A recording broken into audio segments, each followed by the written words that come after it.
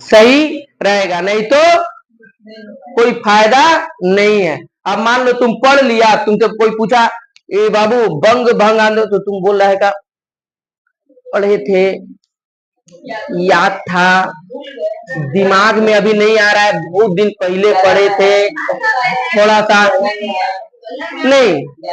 कहने का मतलब है अगर उसका कहानी को अगर समझ लेगा तब जो है कोई दिक्कत नहीं होगा। समझ में? अब बंग भंग आंदोलन आप समझ में आ रहा है?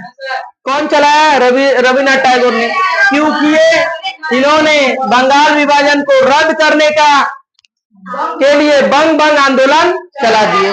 सन 1911 में लॉर्ड हार्डिंग के समय ब्रिटेन के राजा जॉर्ज पंचम आए।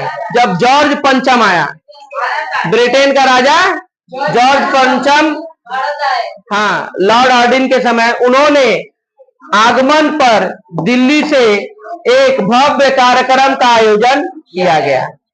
देखो अब बड़ा बड़ा राजा महाराजा लोग आएगा तो बड़ा, जैसे ट्रंप आया था, डोनाल्ड ट्रंप नहीं आया था तो कैसे भारत को सजाया था, पूरा सजा था ना। उसी प्रकार से जब लॉर्ड हार्डिंग के समय ब्रिटेन के राजा जब आए, लॉर्ड जॉर्ज पंचम, तो उस समय क्या हुआ, उन्हें आगमन पर दिल्ली को भव्य कार्यक्रम आयोजित किया गया, एक कार्यक्रम सजाया गया जिसे दिल्ली दरबार कहते हैं। क्या कहते हैं? दिल्ली दरबार।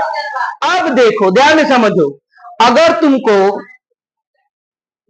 बंगाल विभाजन समझ में आया तो बंग भंग भी समझ में आया, बंग भंग समझ में आया तो दिल्ली दरबार भी समझ में आया। अब डायरेक्ट आके तुम डायरेक्ट बोलेगा बीचे से खाएंगे, होगा? कैसे एक पढ़ाई दूसरे पढ़ाई के साथ जुड़ा है कि नहीं? तो लाइन बाय लाइन पढ़ने से समझ में आएगा। अच्छा, यहाँ पे तुम्हारा बंगाल विभाजन हुआ, बंगाल विभाजन जा रहा है, स्वदेशी और बहिष्कार आंदोलन भी स्टार्ट हो गया।